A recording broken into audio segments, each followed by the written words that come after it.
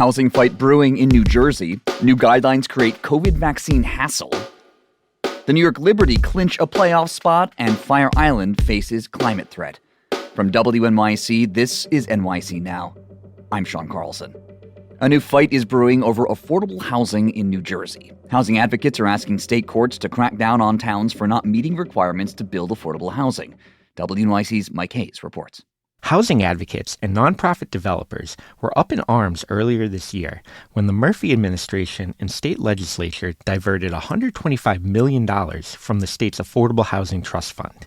Last month, WNYC reported on a project to build low-cost homes that was stalled due to lack of trust fund money. But on Tuesday, the state's Department of Community Affairs announced it was restoring $45 million to the trust fund. The agency says $10 million of that will be earmarked for Habitat for Humanity projects, which builds affordable homes for low and medium income families to own. Doctors and pharmacies in the New York region say they've begun getting more requests for COVID vaccinations as back-to-school season gets underway. But shifting federal guidance means getting those shots is becoming more complicated. WNYC's Caroline Lewis says pharmacies are struggling to get blanket orders and are having to get creative. National chains are figuring out their own workarounds, like CVS and Walgreens both said they will start offering the new COVID shots in New York, but patients have to get a prescription from their doctor, something that has never been required in the past. New FDA guidelines say COVID shots are approved for people over 65 and for younger people at high risk for severe symptoms. Conditions that make someone qualify include HIV, asthma, and diabetes.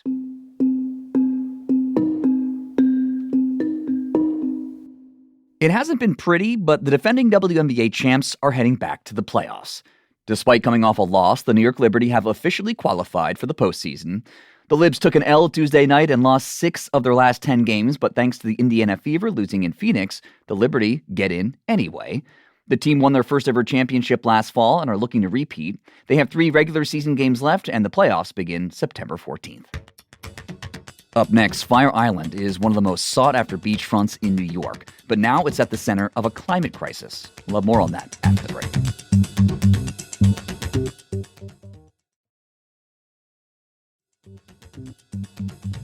It's one of the most beautiful beachfronts in the entire Northeast, and it's been a haven for the city's LGBTQ community for decades. But Fire Island is also facing increased threats in the climate crisis. WNYC's Quigley reports on a push to prevent it from becoming New York's version of Atlantis.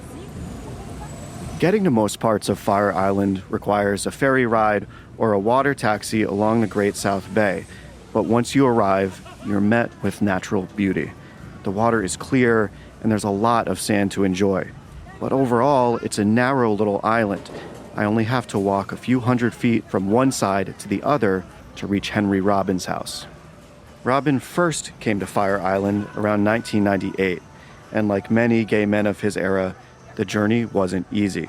He didn't come out until his first marriage to a woman ended in divorce. I didn't have the courage to come out to myself or to my family and friends and community until I was in my early 30s, when our marriage ended in divorce. That's when Robin first came to the Pines. It's a largely gay community on the eastern half of Fire Island. It didn't take me long upon landing in New York to learn that if you are a gay man and living in New York City, you got to experience Fire Island Pines. You know, that's just a requirement. Even though the island attracts 2 million visitors a year, severe storms and rising sea levels are increasingly threatening its communities. Just a couple years ago, a major storm had worn away most of the beachfront at the Pines. There was, of course, the real possibility that if the erosion were to continue and no repairs were to occur, communities, including the Pines, were at jeopardy of being lost.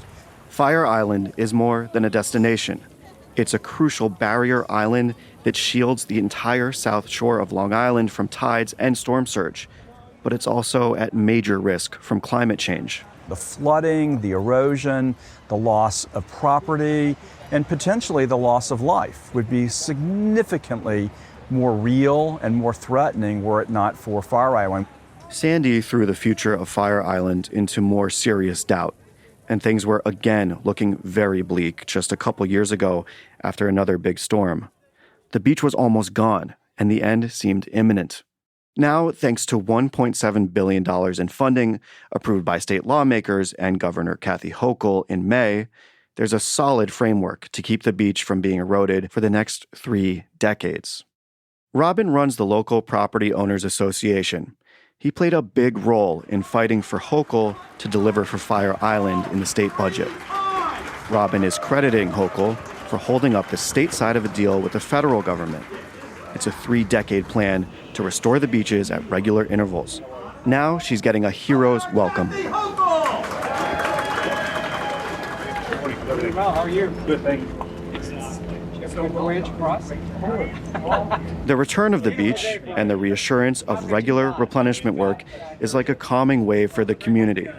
It's also comforting for homeowners like Darren Jones. To see this vast expanse of golden sand, and then you walk out to the tide's edge and look back, you can see practically the whole pines. We're so far out. It's very reassuring and necessary because we're protecting Long Island. But Jones also recognizes how Fire Island's future is precarious. For people being here, but it'd probably be better for the environment if nobody was here. Less than 1,000 people live here full-time.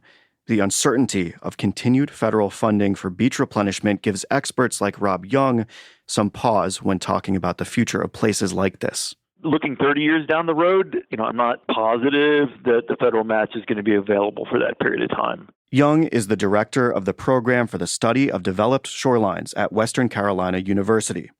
He said Fire Island is in a better position than other places that are fighting back the ocean because there's so much sand to use offshore. He said this is a battle being fought from Maine to Texas. Beach nourishment, pumping sand on the beaches, has become our primary response to long-term sea level rise and shoreline change. And we're basically trying to do it everywhere. This is not something that's unique to Fire Island or New York. But for how many decades is this sustainable? Young said there's enough sand to keep replenishing the beaches for the foreseeable future. And sand wants to move. Fire Island was once connected to the rest of Long Island on its eastern end. The work that will benefit Fire Island is part of a massive coastal protection plan for the whole South Shore, so it doesn't benefit Fire Island alone. But the work it allows for might be more crucial here than anywhere else. The certainty of that money flowing for decades to come is a bigger question. The main question is, how long can this really happen, and who should pay? Under the 30-year plan to keep Fire Island beaches replenished, the federal government is on the hook for a large portion of the cash. By the time Hochul left the island, the party in the Pines was roaring to life. But keeping beaches in place is going to get more expensive. Henry Robbins says he's going to keep fighting to keep the sand and the island protected. It's a community that has such a strong history and such meaning today. It would be a shame to see that lost because of the inaction around taking smart, normal, effective measures at protecting the shoreline.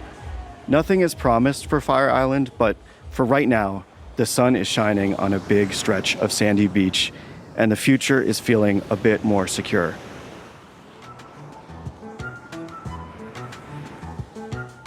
Thanks for listening to NYC Now from WNYC. I'm Sean Carlson. We'll be back tomorrow.